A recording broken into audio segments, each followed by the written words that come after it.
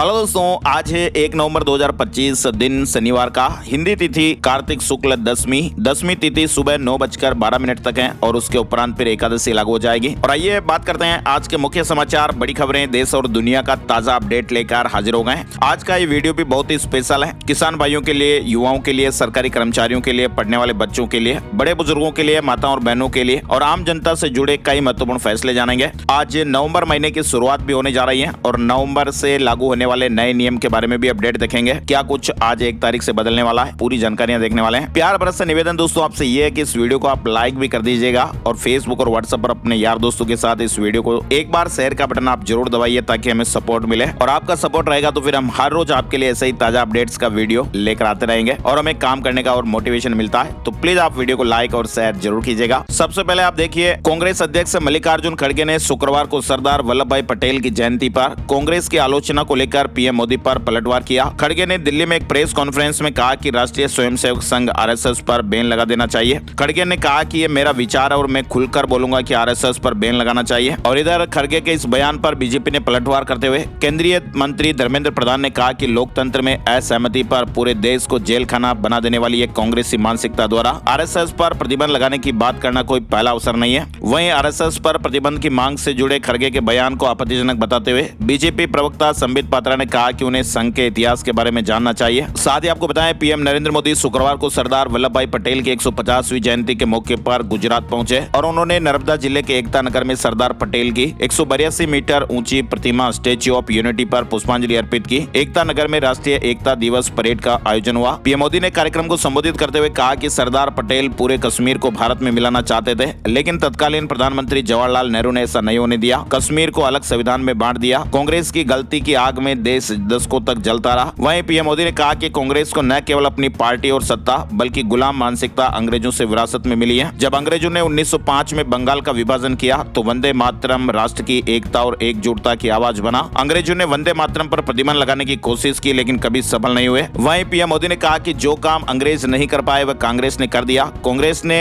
धार्मिक आधार पर वंदे मातरम के एक हिस्से को हटा दिया। इसका मतलब है कि कांग्रेस ने समाज को विभाजित किया और ब्रिटिश एजेंडे को आगे बढ़ाया। पीएम मोदी ने संबोधन से पहले राष्ट्रीय एकता दिवस परेड की सलामी ली और परेड में शामिल सभी टुकड़ियों का नेतृत्व महिला अफसरों ने किया। परेड में बीएसएफ, सीआईएसएफ, आईटीबीपी, सीआरपीएफ और सीमा सुरक्षा बल समेत 16 टुकड़ियों ने हिस्सा लिया। ये अलग अलग तस्वीरों में आप देख सकते हैं। इधर आप देखिए, एनएसए डोभाल ने कहा कि तानाशाही से देश कमजोर होते हैं। बांग्लादेश, श्रीलंका और नेपाल खराब गवर्नेंस के उदाहरण है। शासन राष्ट्र की सुरक्षा विकास का तंत्र है। राष्ट्रीय सुरक्षा सलाहकार एनएसए अजीत डोभाल ने शुक्रवार को कहा, किसी राष्ट्र की असली ताकत उसकी सरकारों की ताकत में होती है। बांग्लादेश, श्रीलंका और नेपाल में भी हाल ही के शासन परिवर्तन खराब गवर्नेंस के उदाहरण है। उन्होंने कहा कि जब सरकारें कमजोर, स्वार्थी या भ्रमित होती हैं तो परिणाम भी वैसा ही होता है। संस्थान राष्ट्र की रीढ़ होते हैं और जो लोग उन्हें बनाते और पोषित करते हैं वही राष्ट्र की नींव मजबूत करते हैं। डोभाल ने कहा कि महान साम्राज्यों, लोकतंत्रों और राज्य तंत्रों का पतन हमेशा गलत शासन से हुआ है। जब शासन तानाशाही हो जाता है और संस्थाएं कमजोर पड़ने लगती हैं तो देश पतन की ओर बढ़ता है। वहीं एनएसए डोभाल ने कहा कि अब शासन को नई परिस्थितियों से भी जूझना पड़ रहा है। सबसे बड़ा बदलाव आम आदमी की बढ़ती जागरूकता है और अब वह ज्यादा आकांक्षी है, उसकी उम्मीदें बढ़ी हैं और राज्य को जवाबदेह बनना होगा। इधर आप देखिए, बिहार चुनाव से जुड़ा महत्वपूर्ण अपडेट भी आ गया। बिहार विधानसभा चुनाव को लेकर शुक्रवार को एनडीए ने अपना घोषणा पत्र भी जारी कर दिया है। एनडीए ने 1 करोड़ नौकरियां देने का वादा किया है। साथ ही महिलाओं को 2-2 लाख रुपए तक की मदद भी दी जाएगी। इसके अलावा 1 करोड़ महिलाओं को लखपति दीदी बनाने का लक्ष्य रखा गया है। इसके अलावा गरीबों के लिए केजी से लेकर पीजी तक फ्री शिक्षा का भी वादा किया गया है। वहीं मां जानकी के मंदिर को भी अगले 5 सालों में पूरा किया जाएगा। एनडीए के संकल्प पत्र में जो महत्वपूर्ण वादे किए गए वो आप स्क्रीन पर देख सकते हैं। 50 लाख नए पक्के मकान, मुफ्त राशन, 125 यूनिट मुफ्त बिजली, सामाजिक सुरक्षा पेंशन समेत कई बड़े ऐलान किए गए। साथ ही आपको बताएं, टीम इंडिया ऑस्ट्रेलिया के खिलाफ T20 सीरीज का दूसरा मुकाबला 4 विकेट से हार गई है। मेलबर्न क्रिकेट ग्राउंड में शुक्रवार को ऑस्ट्रेलिया की टीम ने 126 रन का टारगेट 13.2 ओवर में 6 विकेट पर चेज कर लिया था। टॉस हारकर बैटिंग कर रही भारतीय टीम 18.4 ओवर में 125 रन पर ऑल आउट हो गई। इधर आप देखिए, चीन में सोशल मीडिया इन्फ्लुएंसर्स के लिए नए नियम लागू कर दिए गए हैं। अब बिना योग्यता संवेदनशील विषयों पर बातचीत नहीं कर पाएंगे, बोल नहीं पाएंगे। दरअसल चीन ने सोशल मीडिया इन्फ्लुएंसर्स के लिए नए नियम लागू किए हैं। संवेदनशील विषय जैसे मेडिसिन, कानून, शिक्षा और फाइनेंस जैसे विषय, इन पर अब पोस्ट करने के लिए आधिकारिक योग्यता होना जरूरी है। इसके अलावा प्लेटफॉर्म को भी योग्यता जांचने के निर्देश दिए गए और इस नियम का मकसद है कि गलत जानकारी रोकी जाए। हालांकि इसे डिजिटल सेंसरशिप भी कहा जा रहा है। दरअसल चीन ने अपने सोशल मीडिया इन्फ्लुएंसर्स के लिए नए नियम लागू किए हैं और इसमें कहा गया कि सोशल मीडिया पर संवेदनशील विषयों जैसे मेडिसिन, कानून, शिक्षा या फाइनेंस पर जानकारी साझा करने वाले जितने भी इन्फ्लुएंसर्स हैं उनके पास अब आधिकारिक योग्यता होना जरूरी है।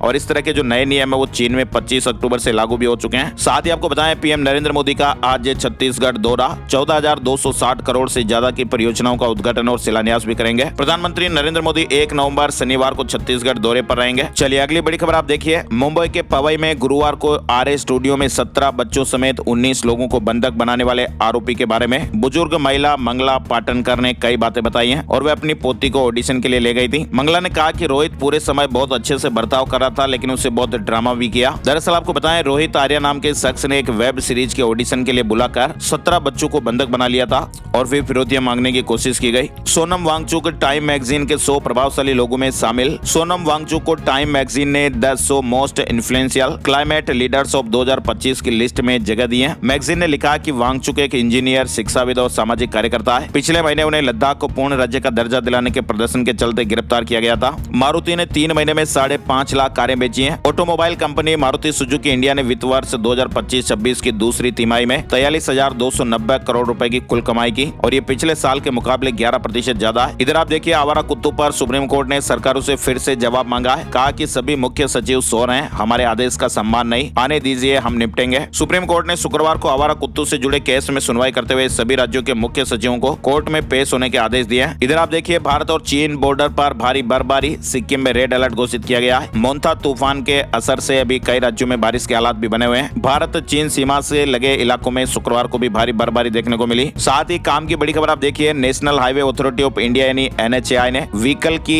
नो योर व्हीकल यानी KYV प्रक्रिया को आसान बना दिया है। नई गाइडलाइन के तहत यूजर को सिर्फ नंबर प्लेट और फास्टैग की फ्रंट फोटो अपलोड करनी होगी। सड़क परिवहन और राजमार्ग मंत्रालय के मुताबिक अब कार, जीप और वैन के साइड फोटो अपलोड करने की जरूरत नहीं है। इससे फास्टैग एक्टिव रखने और वेरिफिकेशन की प्रक्रिया और आसान हो जाएगी। नई व्यवस्था में वाहन पोर्टल से गाड़ी की RC डिटेल अपने आप मिल जाएगी। यूजर को केवल वाहन का नंबर, चेसिस नंबर या मोबाइल नंबर डालना होगा और अगर एक ही मोबाइल नंबर पर कई गाड़ियां रजिस्टर्ड है तो यूजर खुद चुन सकेगा कि किस वाहन की KYV पूरी करनी है। सरकार ने स्पष्ट किया कि KYV पॉलिसी लागू होने से पहले जारी किए गए फास्टैग एक्टिव रहेंगे, इन्हें बंद नहीं किया जाएगा। बड़ी खबर आ रही है, आम आदमी पार्टी ने गुजरात में किसान महापंचायत की है। किसान महापंचायत का आयोजन आम आदमी पार्टी की ओर से किया गया था। सुप्रीम कोर्ट ने कहा कि जांच एजेंसी वकीलों को नोटिस नहीं भेज सकती है, SP से परमिशन लेना जरूरी है। ED के वकीलों को मनी लॉन्ड्रिंग मामले में समन भेजे गए थे। दरअसल सुप्रीम कोर्ट ने शुक्रवार को आदेश में कहा कि जांच एजेंसियां किसी भी वकील को तब तक सम्मन नहीं कर सकती जब तक पुलिस अधीक्षक की लिखित मंजूरी न हो। ये कदम वकील और मुवक्किल के बीच की गोपनीयता के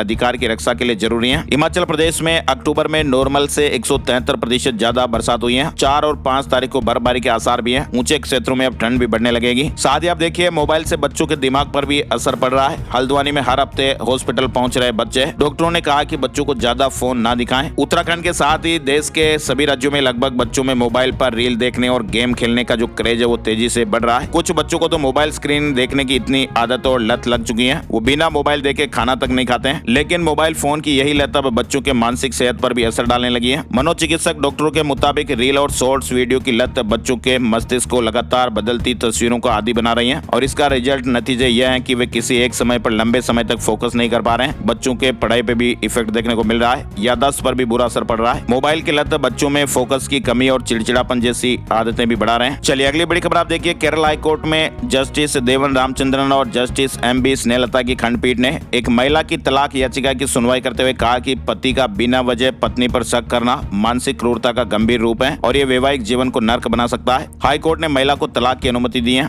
राजस्थान के उदयपुर से एक बड़ी खबर आ रही है। उदयपुर में पुलिस ने 50 बीघा जमीन पर फैली करीब 30 करोड़ रुपए की अवैध गांजे की खेती का पर्दाफाश किया है। अवैध रूप से खेतों में 8,000 से अधिक गांजे के पौधे लहला रहे थे और इन्हें गुजरात और पंजाब में सप्लाई करने की तैयारियां हो रही थी। पुलिस कर्मियों ने शोभा यात्रा के बहाने दुर्गम जनजातीय इलाकों में पहुंचकर ये बड़ा भंडाफोड़ किया। 4 टीमों ने मिलकर इस ऑपरेशन को अंजाम दिया है। चलिए बड़ी खबर आप देखिए, संयुक्त राष्ट्र के मानवाधिकार प्रमुख ने अमेरिका की ओर से भी हाल ही में किए गए सैन्य हमलों की कड़ी निंदा की है और इन हमलों में कथित तौर पर नशीले पदार्थों की तस्करी करने वाले जहाजों को निशाना बनाया गया था। कानून के दायरे में रहे अमेरिका, संयुक्त राष्ट्र ने राष्ट्रपति ट्रंप को अल्टीमेटम दिया है। साथ ही आप देखिए, ट्रंप सरकार के लेबर डिपार्टमेंट ने कंपनियों पर H-1B वीजा वीजा का गलत इस्तेमाल का आरोप लगाया है और डिपार्टमेंट ने इसे लेकर एक वीडियो भी जारी किया। इसमें कहा गया कि कंपनियों H-1B वीजा का गलत इस्तेमाल कर अमेरिकी युवाओं का अमेरिकन ड्रीम चुराया और इन्होंने कम सैलरी वाले विदेशी कर्मचारियों को गलत तरीके से नौकरियां दी। वीडियो में राजनेताओं और नौकरशाहों को दोषी ठहराया गया है जो कंपनियों को ये गड़बड़ी करने देते हैं। इसमें बताया गया कि H-1B वीजा होल्डर्स का 72% हिस्सा भारतीयों का है जबकि 12% चीनी है। वहीं देखिए आप, भारत और अमेरिका में 10 साल का डिफेंस एग्रीमेंट हुआ है। एडवांस ड्रोन और AI हथियारों पर रिसर्च में मदद मिलेगी। यूएस नई टेक्नोलॉजी भी शेयर करेगा। भारत और अमेरिका ने शुक्रवार को एक नया 10 साल का रक्षा डिफेंस फ्रेमवर्क एग्रीमेंट समझौता किया है और इसका मतलब ये हुआ कि आने वाले 10 सालों तक दोनों देश मिलकर अपनी सेनाओं, रक्षा उद्योग और तकनीकी सहयोग को और मजबूत करेंगे और इसके तहत अमेरिका भारत से एडवांस टेक्नोलॉजी शेयर करेगा। ये समझौता 31 अक्टूबर को कुआलालंपुर यानी मलेशिया में हुआ था, जहां दोनों देश एशियन रक्षा मंत्रियों की बैठक में शामिल थे। डिजिटल अरेस्ट केस से जुड़ी बड़ी खबर है। सुप्रीम कोर्ट का CBI जांच पर विचार, कहा कि ये इंटरनेशनल क्राइम है,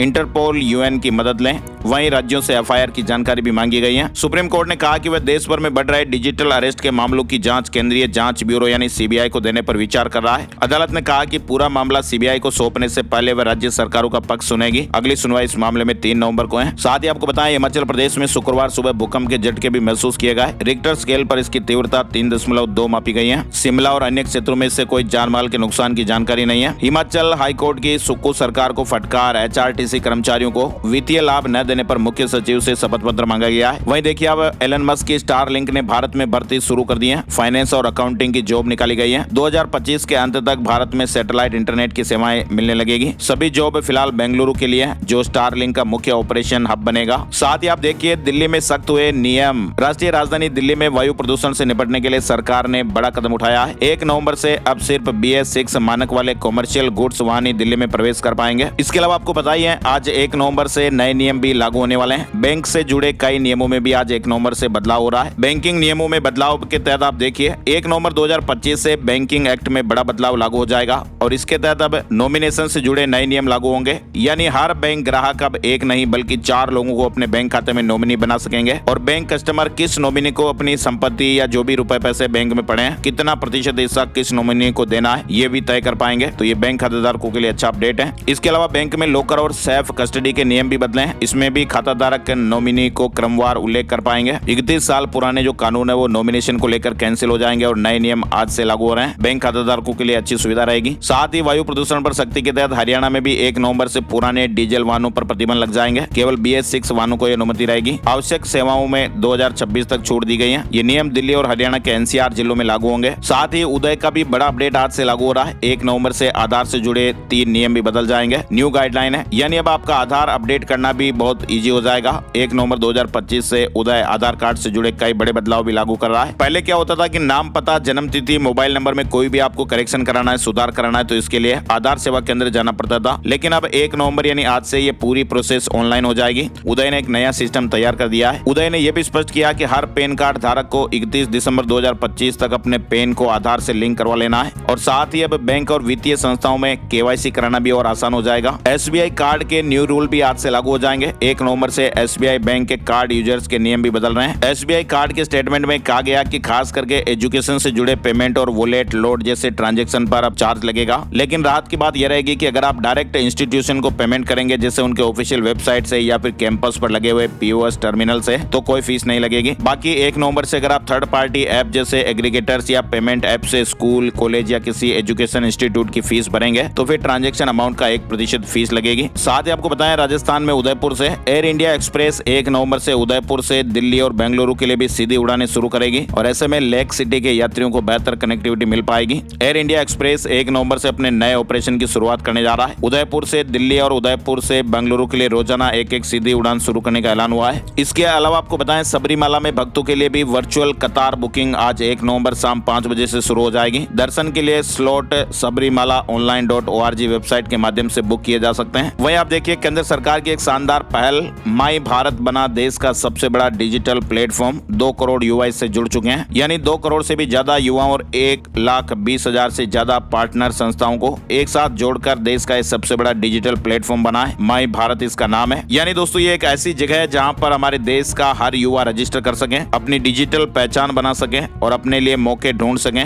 माई भारत पोर्टल सरकार का एक ऐसा डिजिटल सेंटर है जो युवाओं को अलग अलग अवसरों से जोड़ने का अवसर देता है। चलिए बड़ी खबर आप देखिए, सऊदी अरब ने उमराह वीजा नियमों में बड़ा बदलाव किया है। अब एंट्री वीजा की वैधता 3 महीने से घटाकर सिर्फ 1 महीना कर दी गई है, जो वीजा जारी होने की तारीख से मान्य होगी। हालांकि सऊदी पहुंचने के बाद तीर्थ यात्री के ठहरने की अवधि पहले की तरह 3 महीने ही रहेगी। ये नियम अगले हफ्ते से प्रभावी होगा। इधर आप देखिए, हज कमेटी ऑफ इंडिया ने हज यात्रा 2026 के लिए चयनित यात्रियों को दूसरी किस्त जमा करने की तारीख 7 नवंबर तक बढ़ा दी है। चलिए बड़ी खबर आप देखिए, इथेनॉल जिसने लाखों जिंदगियां बचाई हैं, अब वो खुद सवालों के घेरे में भी है। हैंड सैनिटाइजर में जिसमें एथेनॉल होता है, अब इसको लेकर कई सारी मीडिया रिपोर्ट्स और इंटरनेशनल खबरें भी चल रही हैं। यूरोप इसे कैंसर का खतरा बता रहा है, लेकिन भारत में इसे भविष्य का ईंधन भी बताया जा रहा है। इथेनॉल को लेकर फिलहाल असमंजस की स्थितियां बनी हुई हैं। दरअसल यूरोप की एक खबर ने भारत में भी चिंताएं बढ़ाई हैं। रिपोर्ट्स के मुताबिक यूरोपियन यूनियन यानी EU जल्द ही इथेनॉल वाले उत्पादों पर बैन लगाने की तैयारी कर रहा है, और इसकी मेन वजह यह है कि कई वैज्ञानिक अध्ययनों में इथेनॉल को कैंसर से जुड़ा एक खतरा बताया गया है। इसीलिए सवाल उठ रहे हैं और अभी चर्चाएं हो रही है और खबरें भी बन रही हैं। चलिए बड़ी खबर आप देखिए, CBSE ने स्कूलों की एकेडमिक परफॉर्मेंस रिपोर्ट कार्ड जारी किया है। सभी संबद्ध स्कूलों का school academic performance report card जारी किया गया है। इधर आप देखिए, ED ने अंतर्राज्यीय ड्रग तस्करों पर बड़ा एक्शन लिया है। 4 राज्यों में कई ठिकानों पर सर्च ऑपरेशन किया। हेल्थ इंश्योरेंस वालों के लिए राहत की खबर आई है। 2026 में प्रीमियम नहीं बढ़ेगा। सरकार ने भी हाल ही में हेल्थ और लाइफ इंश्योरेंस पर GST को खत्म कर दिया है, यानी अब इस पर टैक्स नहीं लगेगा। और ऐसे में अगर अस्पतालों के रेट और इंश्योरेंस प्रीमियम दोनों स्थिर रहते हैं तो आम लोगों को बड़ी राहत मिलेगी। विदेशी मुद्रा भंडार में करीब 3 महीने की सबसे बड़ी गिरावट देखी गई है। रुपए को संभालने के लिए RBI की ओर से इस हफ्ते काफी प्रयास भी किया गया है, ताकि रुपए को 88 के लेवल से नीचे रखा जा सके।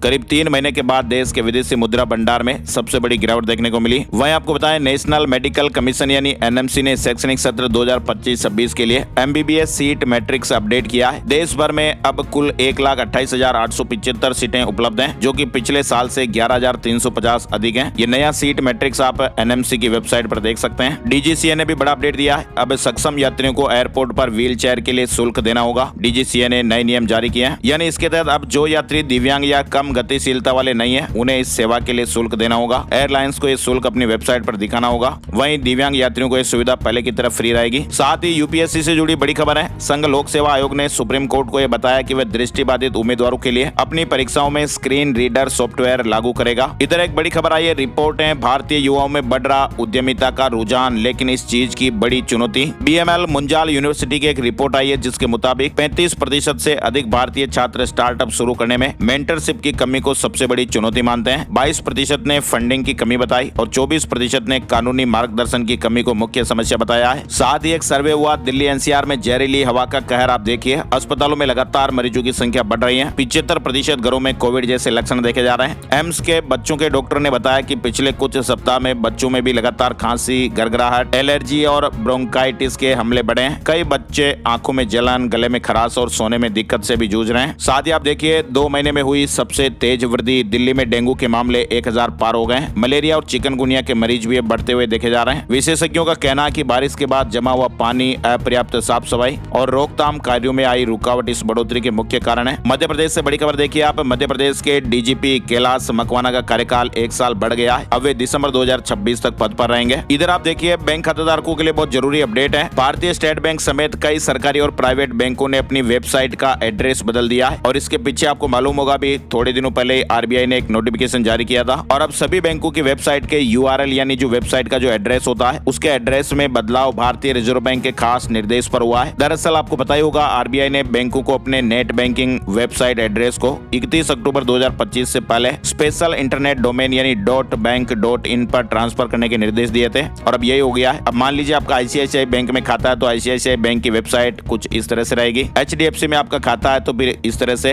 hdfc.bank.in। एक्सिस बैंक में अकाउंट है तो आप देखिए www.axis.bank.in। इसी तरह से आप स्टेट बैंक ऑफ इंडिया यानी SBI बैंक का भी एड्रेस बदल गया है, sbi.bank.in। तो ये स्पेशल इंटरनेट डोमेन पर बैंकों की वेबसाइट अब ट्रांसफर हो गई है, तो ये चीजें आपको ध्यान रखनी है। साथ ही आप देखिए, केरल सरकार ने भी आगामी विधानसभा चुनाव से पहले शिक्षकों को महंगाई भत्ते में बढ़ोतरी का तोहफा दे दिया है। UGC, AICTE और चिकित्सा शिक्षा शिक्षा योजनाओं के तहत शिक्षण कर्मचारियों का डीए 42% से 46% तक बढ़ गया है। पेंशन भोगियों के डीआर में भी इजाफा किया गया है और ये बढ़ोतरी अक्टूबर 2025 से लागू होगी। व्हाट्सएप को लेकर भी एक नया सिक्योरिटी फीचर आया है। अब पास की से बिना पासवर्ड भी होगा चैट बैकअप। व्हाट्सएप ने नया पास की फीचर लॉन्च किया है, जिससे यूजर अपने चैट बैकअप को फिंगरप्रिंट, फेस रिकॉग्निशन या फिर स्क्रीन लॉक से भी सुरक्षित रख सकेंगे। इधर आप देखिए, लखनऊ, रायबरेली, उन्नाव समेत पूर्वी उत्तर प्रदेश में 1 नवंबर से धान की खरीद होगी। बिक्री के लिए रजिस्ट्रेशन जरूरी है। उत्तर प्रदेश के एडेड स्कूलों में शिक्षकों की भर्तियां होगी। 15 नवंबर से आवेदन करने का मौका मिलने वाला है। साथ ही उत्तर प्रदेश में शुरू हुआ पराली एक्सचेंज प्रोग्राम, किसानों को फ्री जैविक खाद का तोहफा मिलेगा। पराली दो खाद लो। जी हाँ, उत्तर प्रदेश सरकार की एक अभिनव योजना है, जिसके तहत किसान अब अपनी पराली देकर मुफ्त में गोबर से बनी जैविक खाद पा सकेंगे। सरकार की योजना है। राजस्थान से बड़ी खबर आप देखिए, सांबर झील में फिर मर रहे प्रवासी पक्षी, फैला संक्रमण।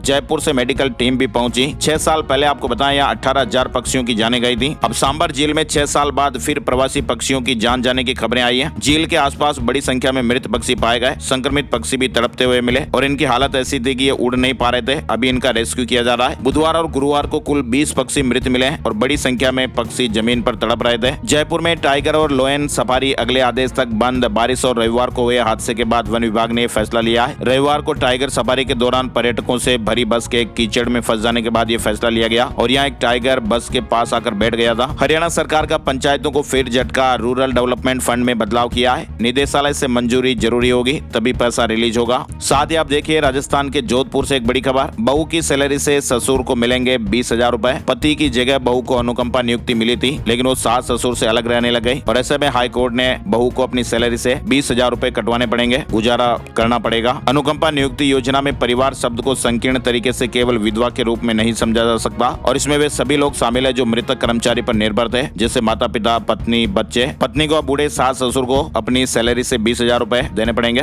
और बड़ी खबर आप देखिए, राजस्थान में भी हाल ही में शिक्षा मंत्री मदन दिलावर की घोषणा हुई थी। कहा था कि राजस्थान में यूनिफॉर्म को लेकर एक बड़ा अपडेट देखने को मिलेगा। अब सरकारी और प्राइवेट स्कूलों में एक जैसी यूनिफॉर्म होगी, टाई नहीं होगी। लेकिन शिक्षा मंत्री मदन दिलावर की इस घोषणा के बाद राजस्थान में यूनिफॉर्म को लेकर एक नई बहस शुरू हो गई है। हालांकि इस फैसले को लेकर प्राइवेट स्कूल संचालकों और विपक्ष की तरफ से भी अब कई सवाल उठाए जा रहे हैं। मदन दिलावर ने कहा कि सिर्फ कहा ही नहीं है, इस पर आदेश भी जारी करेंगे ताकि बच्चों में जो हीन भावना होती है वह समाप्त हो जाए। गैर सरकारी और सरकारी स्कूलों के बच्चों की यूनिफॉर्म अब एक जैसी होगी। यूनिफॉर्म भी तय हो चुकी है। यूनिफॉर्म का रंग, पैटर्न सब तय हो गया है। यूनिफॉर्म में टाई शामिल नहीं होगी। यूनिफॉर्म हल्के पीले और कथई भूरे रंग की होगी। कुछ इस तरह से यूनिफॉर्म होगी। और अभी टीचर्स के लिए भी सोच रखा है, लेकिन तय नहीं किया है और जल्द ही टीचर्स के लिए भी यूनिफॉर्म तय की जाएगी। तो राजस्थान से जुड़ा अपडेट है। वहीं आप देखिए, जोधपुर में एसआईआर की प्रक्रिया शुरू हो गई है। वोटिंग लिस्ट में 2 जगह नाम है तो फिर 1 हटवाना पड़ेगा। साथ ही आप देखिए, राजस्थान में जो लोग फर्जी फायदा उठा रहे हैं, राष्ट्रीय खाद्य सुरक्षा कानून यानी NFSA के तहत रजिस्टर्ड ऐसे परिवार जो इस योजना के लिए पात्र नहीं है लेकिन फ्री का तोहफा उठा रहे हैं, उन्हें अब एक बार फिर इस योजना से हटने का मौका मिल रहा है। 31 दिसंबर तक सरकार ने अब नया समय दिया है और इस तारीख तक अगर कोई भी अपात्र रजिस्टर्ड व्यक्ति खुद योजना से नाम वापस नहीं लेते हैं तो फिर सरकार उनसे रिकवरी करेगी। तो 31 तारीख तक आप योजना से हट जाते हैं तो कोई दिक्कत नहीं, वरना फिर आपसे रिकवरी तय। मनरेगा ई-KYC की अंतिम तारीख 15 नवंबर तक बढ़ गई है। श्रमिकों के लिए अनिवार्य है। इसके अलावा देखिए, आप राजस्थान में स्लीपर बसों की हड़ताल का उदयपुर में कोई खास असर देखने को नहीं मिला। बीकानेर और जोधपुर से कम बसें आई। अब 2 नवंबर के बाद और फैसला देखने को मिलेगा। जोधपुर में भी हड़ताल के बाद भी प्राइवेट बसें चलती दिखाई दी और इनमें कई जगह स्लीपर बसें भी शामिल थी। कुछ जगह ऑपरेटरों ने कहा कि रोजी रोटी कैसे चलाएंगे। ये तो आपको मालूम ही है कि जयपुर और जैसलमेर में भी बस हादसे हुए थे और परिवहन विभाग अब एक्शन मोड में है। विभाग की ओर से प्राइवेट बसों में नियमों के विरुद्ध किए गए बदलाव को लेकर अब कार्रवाइयां लगातार की जा रही हैं और इसी को लेकर राजस्थान में all India tourist bus association की ओर से हड़ताल का ऐलान किया गया। जोधपुर में हड़ताल का मिलाजुला असर नजर आया। ऑपरेटर्स हड़ताल के समर्थन में है, लेकिन बसें फिर भी चलती हुई नजर आई। अब ताजा अपडेट ये आ रहा कि राजस्थान में 7,000 स्लीपर बसों का चक्का जाम। जयपुर में 1 नवंबर से अब बुकिंग ऑफिस भी बंद हो जाएंगे। तो ये प्राइवेट बसों की हड़ताल को लेकर अभी हालात इस तरह से चल रहे हैं। साथ ही आप देखिए, जुकाम और एलर्जी की दवाई का सैंपल फेल हो गया, बेचने पर रोक लगाई गई है। जयपुर में एक फार्मा कंपनी की जुकाम एलर्जी की दवाई अमानक मिली। खाटू श्याम जी जन्मोत्सव पर आ सकते हैं 20 लाख श्रद्धालु। जी हाँ, देव उठनी एकादशी पर सीकर में खाटू श्याम जी मंदिर में बाबा का जन्मोत्सव मनाया जाएगा। 20 लाख भक्तों के पहुंचने का अनुमान है, उस हिसाब से व्यवस्थाएं हो रही हैं। इधर आपको बताएं, कांग्रेस सरकार के समय की गई राजस्थान में एलडीसी भर्ती प्रकरण में भी कई बड़े खुलासे हो रहे हैं। राज्य सरकार के निर्देश पर गठित राज्य स्तरीय और जिला स्तरीय जांच कमेटियों की रिपोर्ट आनी शुरू हो गई है। मध्य प्रदेश बालाघाट में 1 नवंबर से हेलमेट अनिवार्य हो जाएगा। मोबाइल खरीदी पर हेलमेट फ्री मिलेगा। पेट्रोल पंप पर नो हेलमेट नो पेट्रोल नियम भी लागू होगा। साथ ही मध्य प्रदेश के स्थापना दिवस पर 3 दिन बिग इवेंट भी होंगे। उज्जैन के लिए हेलीकॉप्टर भी उड़ेगा। इसके अलावा आपको बताएं, 1 नवंबर को मंगल का वृश्चिक राशि में प्रवेश हो रहा है। मंगल के गोचर से भारत की आधुनिक सैन्य क्षमता बढ़ेगी। तकनीकी क्षेत्र में भी बदलाव होंगे। मंगल का राशि परिवर्तन अलग अलग प्रकार के क्षेत्रों में विशिष्ट स्थितियों को दर्शाएगा और मंगल का वृश्चिक राशि में होकर के चौथी दृष्टि से राहु को देखना दक्षिण पश्चिम की राजनीति को प्रभावित करेगा। साथ ही आप देखिए, कर्मचारियों को भी मध्य प्रदेश में उम्मीद है, शायद स्थापना दिवस पर सीएम साहब बड़ी घोषणा कर सकते हैं। न्यायिक सेवा के बाद अब आईएएस, आईपीएस, आईएफएस को महंगाई भत्ता देने के आदेश जारी हो गए। साथ ही आप देखिए, एमपीपीएससी ने वेबसाइट पर एक आवश्यक सूचना जारी की है और कहा कि परीक्षा या चयन में मदद के बदले कोई भी राशि मांगे तो शिकायत करें। वहीं खरगोन से जुड़ा अपडेट आप देखिए, कपास खरीदी के लिए 31 दिसंबर तक पंजीयन करा सकेंगे। 2 माह तारीख बढ़ाई। मध्य प्रदेश में 2,48,000 वाहनों की डुप्लीकेट एंट्री को खत्म किया गया, जिनकी अलग अलग आरटीओ में डुप्लीकेट एंट्री थी। साथ ही आप देखिए, वाहनों की नई सीरीज MP09AX की नीलामी इस बार ज्यादातर नंबर खाली रहे। 0001 नंबर बेस प्राइस पर 1 लाख रुपए में बिका। छत्तीसगढ़ से खबर देखिए, पदोन्नति में दिव्यांगजनों को आरक्षण का लाभ मिलेगा। सभी विभागों को निर्देश जारी हुए हैं। 3% स्थान आरक्षित होंगे। लखनऊ में बिना लाइसेंस पालतू कुत्तों को पकड़ा। नगर निगम ने मालिकों से 22,000 रुपए जुर्माना भी वसूल किया। एक्शन लगातार जारी रहेगा। अयोध्या में अब ब्रेस्ट कैंसर का इलाज मिलेगा। मैक्स हॉस्पिटल ने कैंसर की ओपीडी शुरू की है, परामर्श भी ले पाएंगे। वहीं झारखंड के 48 मजदूर ट्यूनीशिया में फंस गए, मदद की गुहार लगाई है। झारखंड में भी 2 नवंबर के बाद अब ठंड आगे बढ़ने वाली है। 1 नवंबर तक कुछ इलाकों में जिलों में बारिश के भी आसार हैं। पंजाब में आरटीओ दफ्तर से चालान काउंटर बंद कर दिए गए। सिर्फ ऑनलाइन भुगतान होगा, कर्मचारी केस नहीं लेंगे। वहीं पेंडिंग चालानों पर भी विचार किया जा रहा है। शेयर मार्केट न्यूज अपडेट में आपको बताएं, सेंसेक्स 465 अंक गिरकर 83,938 पर बंद हुआ है। निफ्टी में 155 अंकों की गिरावट रही और ये 25,722 पर बंद हुआ। सोने चांदी के भाव, 10 ग्राम सोना 1151 रुपए बढ़कर 1,20,770 रुपए पर पहुंच गया। चांदी 2,342 रुपए बढ़कर 1,49,125 रुपए प्रति किलोग्राम पर रही। और अब चलते चलते एक नजर आज का राशिफल। आज 1 नवंबर शनिवार को मेष राशि वालों की परेशानियां सुलझ सकती हैं। वृष राशि के लोगों को करियर में नए मौके मिल सकते हैं। मिथुन राशि वालों को रुका हुआ पैसा मिलने की संभावना है। सिंह राशि वालों की प्रॉपर्टी के उलझे मामले सुलझेंगे। तुला राशि के लोगों को सितारों का साथ मिलेगा। मकर राशि वालों को अप्रत्याशित फायदा मिल सकता है। मीन राशि वालों के आज लिए गए फैसले आने वाले दिनों में फायदेमंद रहेंगे और इसके अलावा बाकी राशियों पर सितारों का मिला जुला असर रहेगा। आज के मुख्य समाचार, बड़ी खबरों में फिलहाल बस इतनी ही खबरें। आज का सवाल है, लॉकडाउन का मतलब क्या होता है? अपनी भाषा में आपको लिखना है, जैसा लॉकडाउन के बारे में आप समझते हैं। कुछ रैंडमली कमेंट्स को हम पिक करते हैं और उन्हें मिलेगा एक बम्पर सरप्राइज पुरस्कार, जिसकी जानकारी हम आपको आगे आने वाले वीडियो में देंगे। फिलहाल इस वीडियो को यहीं देते हैं विराम। ऐसी ताजा खबरों के लेटेस्ट वीडियो हर रोज देखते रहिए। प्यार और सपोर्ट जरूर कीजिएगा। वीडियो को आप लाइक और शेयर कर दीजिएगा। अगर ये वीडियो आपने पहली बार इस चैनल पर देखा है, माई स्मार्ट गाइड, तो इस चैनल को आप सब्सक्राइब जरूर कर लीजिए, ताकि कल भी आपको जैसे ताजा वीडियो आएगा वो आपको दिखने लगेगा फोन पर। वीडियो पूरा देखने के लिए आपका दिल से शुक्रिया और धन्यवाद। जय हिंद, जय भारत, वंदे मातरम।